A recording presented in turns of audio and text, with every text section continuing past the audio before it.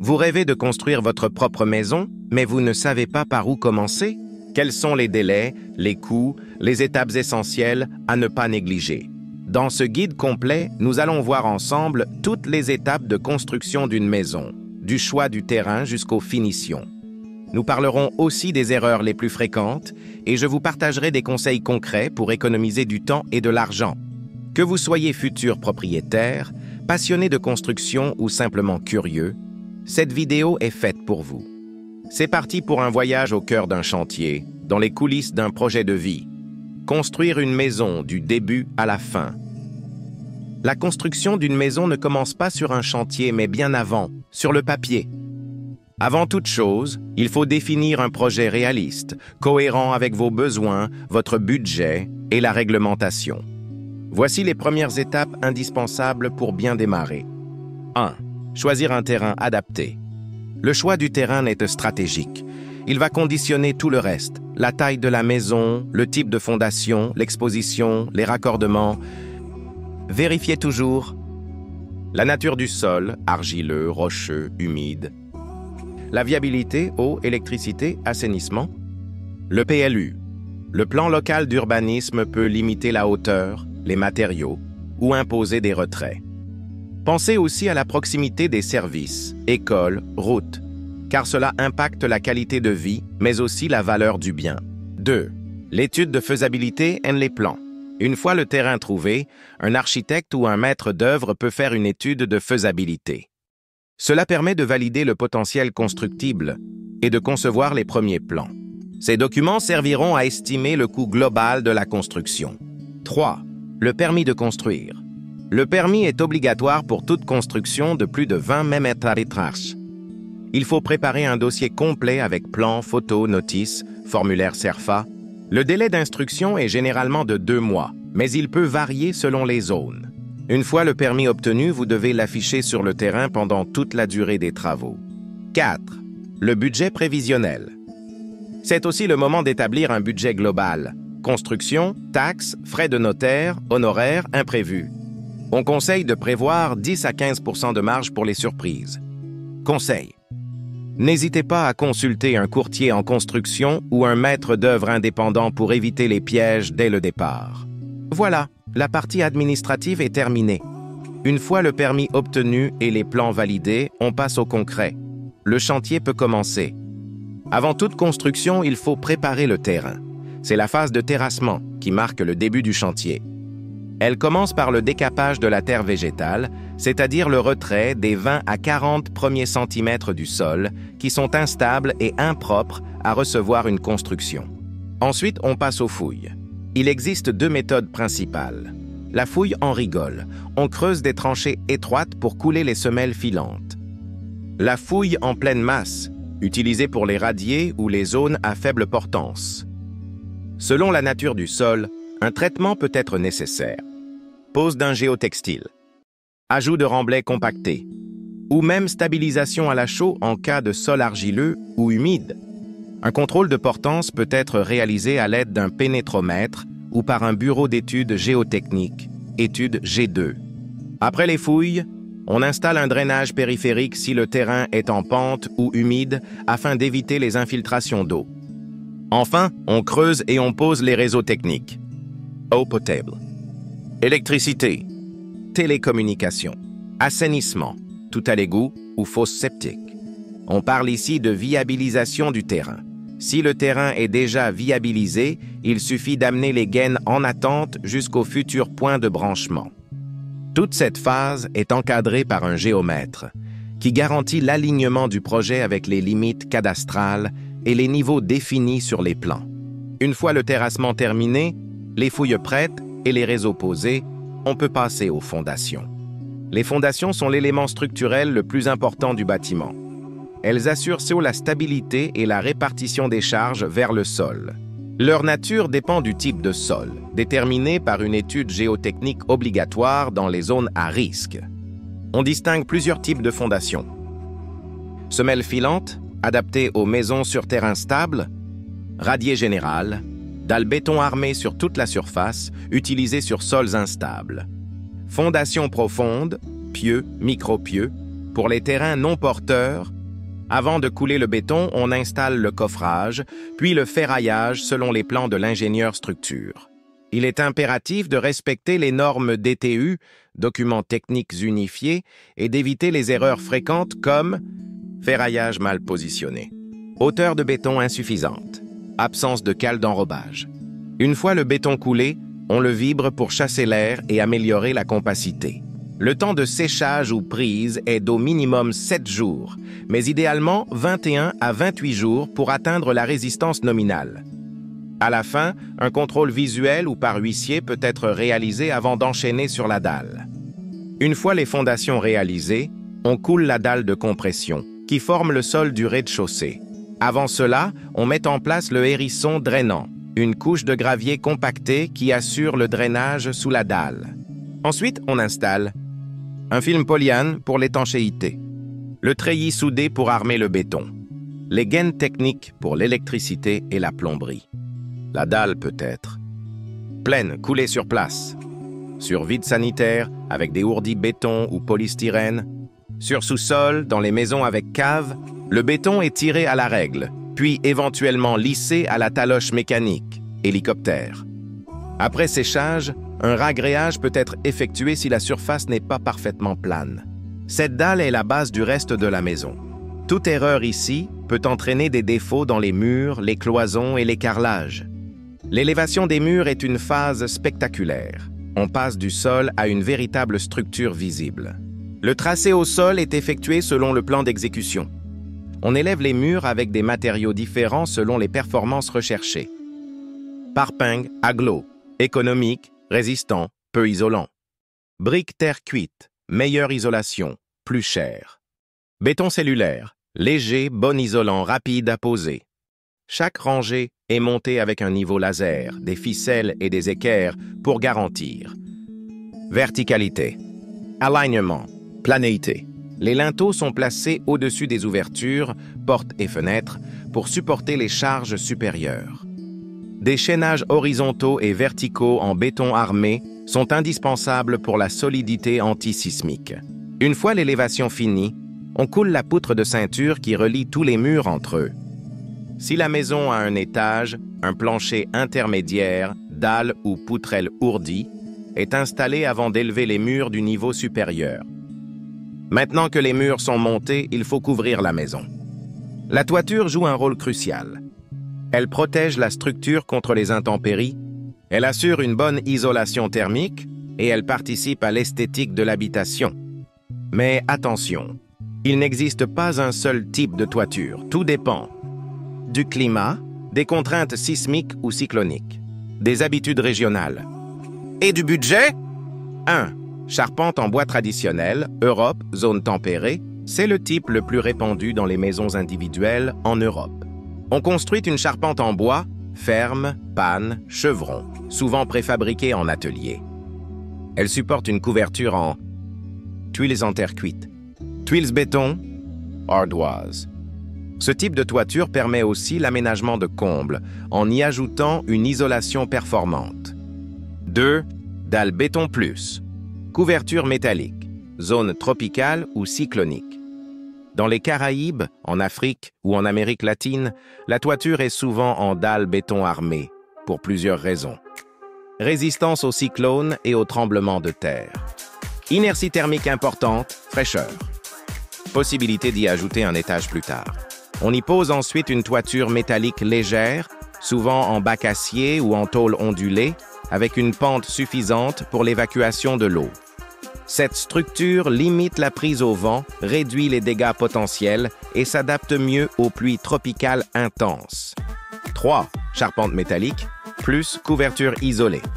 Autre alternative moderne, la charpente métallique légère. Advantages: rapidité de pose, résistance aux termites, faible poids. Souvent combinée avec une couverture en bac acier sandwich, intégrant une couche d'isolation en mousse polyuréthane. Ce type de toiture est très utilisé dans les régions chaudes et dans les maisons contemporaines. 4. Étanchéité, ventilation et isolation. Quelle que soit la structure, la toiture doit être parfaitement étanche. Offrir une bonne isolation thermique. et permettre une ventilation naturelle ou mécanique. Dans certains cas, une membrane bitumineuse, un pare-vapeur ou une sous-toiture sont ajoutés pour renforcer l'étanchéité. 5. Réglementation et conception. Le choix du type de toiture dépend aussi du PLU, plan local d'urbanisme, des contraintes sismiques ou cycloniques, et parfois de l'architecture vernaculaire, style local. Par exemple, dans certaines communes des Antilles, la toiture inclinée en tôle fixée sur dalle béton est obligatoire pour résister aux vents forts. Il est donc essentiel de faire valider le projet par un architecte ou un bureau de contrôle, surtout en zone à risque. Nous entrons maintenant dans une étape clé de la construction. Le second œuvre.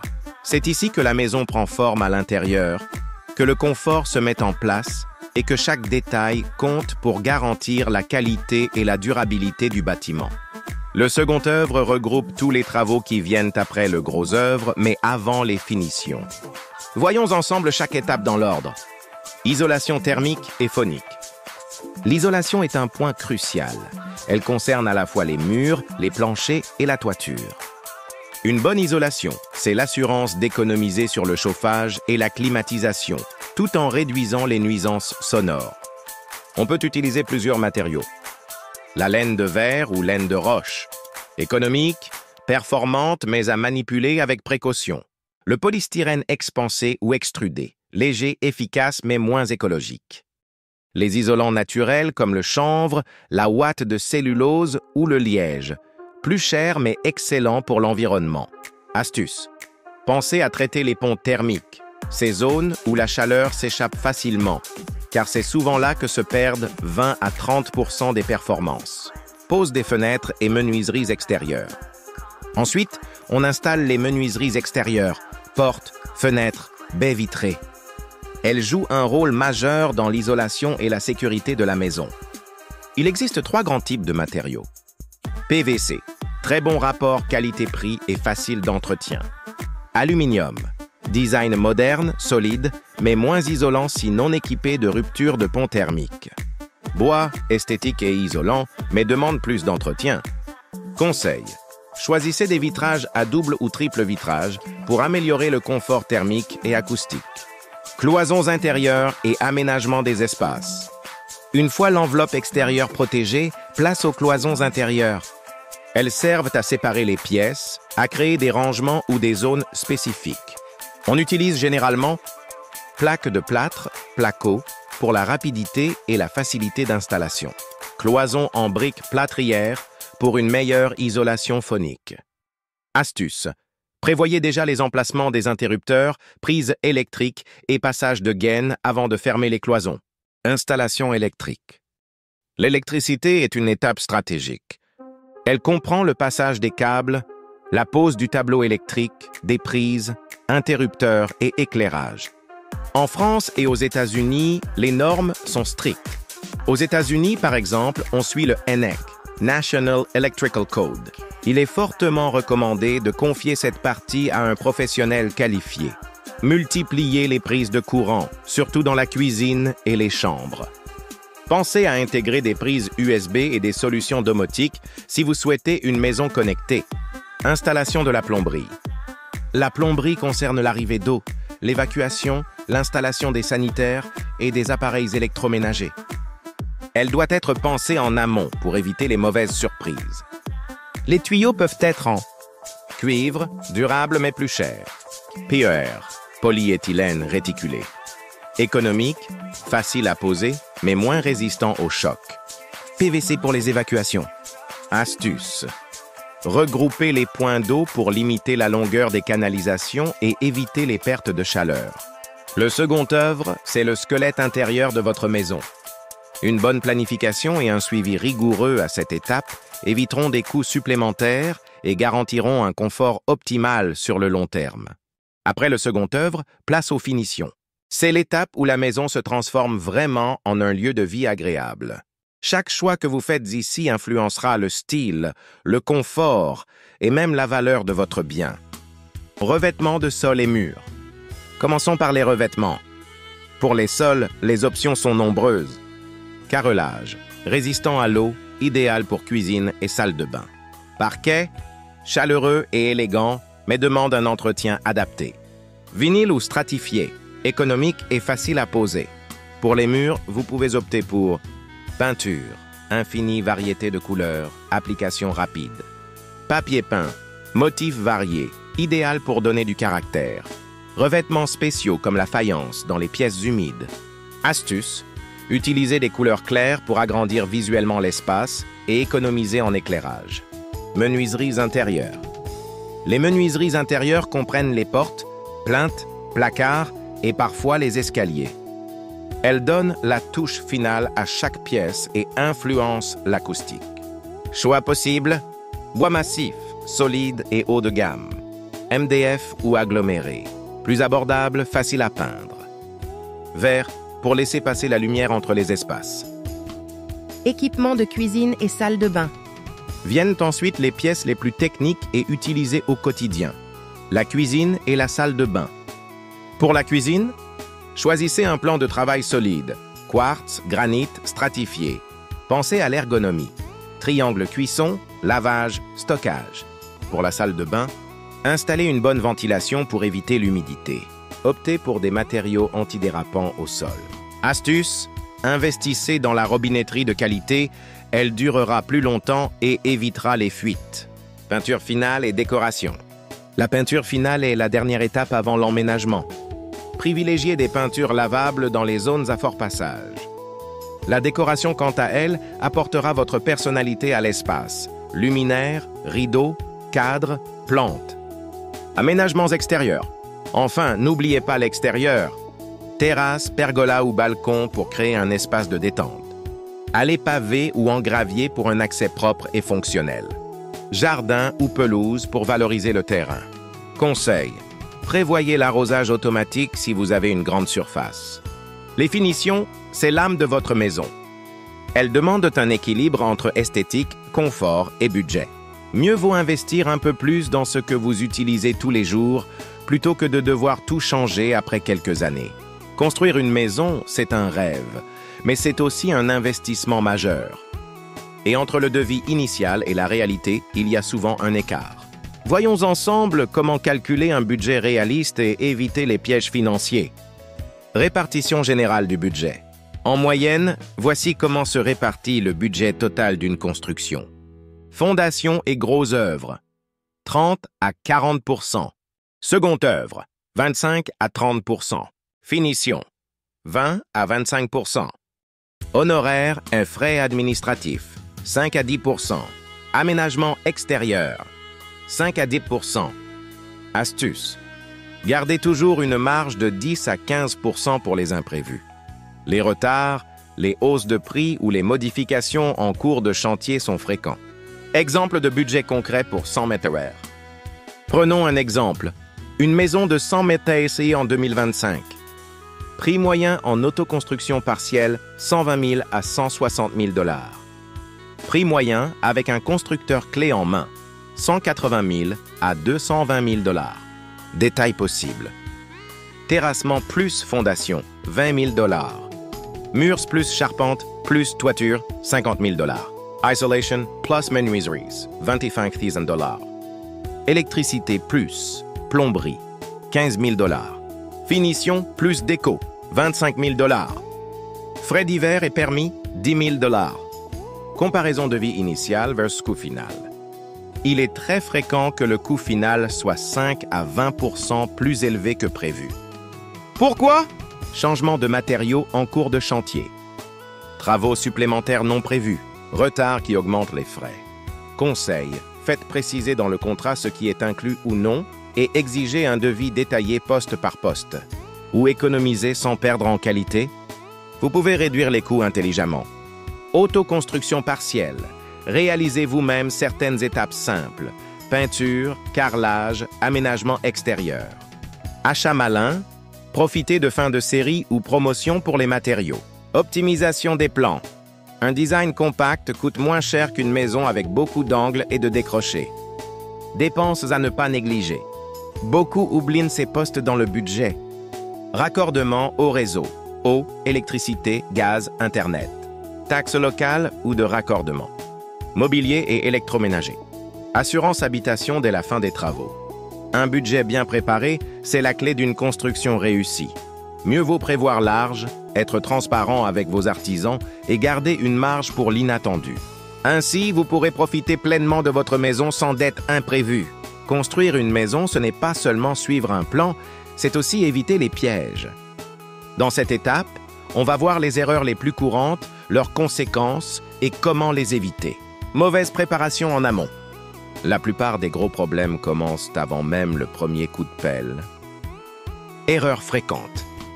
Acheter un terrain sans vérifier les contraintes légales ou techniques. Ne pas faire d'études de sol approfondies. Démarrer sans budget détaillé. Solution, valider toujours un plan complet et un chiffrage précis avant le démarrage. Choix de matériaux inadaptés. Le style, c'est important, mais la durabilité et l'adaptation au climat le sont encore plus. Exemple. Dans une région humide, privilégiez une toiture métallique ou en béton plutôt qu'en bois. Évitez les revêtements fragiles dans les zones à forte chaleur ou à forte pluie. Solution. Demandez conseil à un architecte ou à un artisan expérimenté dans votre région. Retard de chantier. Les retards coûtent cher. Prolongation de la location actuelle, frais supplémentaires d'artisans. Causes fréquentes. Mauvaise coordination des corps de métier. Commande de matériaux trop tardive. Météo défavorable. Solution. Établissez un planning clair avec des dates et suivez-le de près. Non-respect des normes et réglementations. Une erreur de conformité peut bloquer la fin du chantier ou générer des amendes. Exemple. Électricité non conforme. Isolation inférieure aux standards. Absence de permis pour certaines modifications. Solution. Faire vérifier chaque étape par un professionnel agréé. Mauvaise communication avec les artisans. Un malentendu peut se transformer en erreur coûteuse. Exemple. Vous vouliez une porte coulissante, mais l'artisan pose une porte battante. La couleur de peinture n'est pas celle prévue. Solution.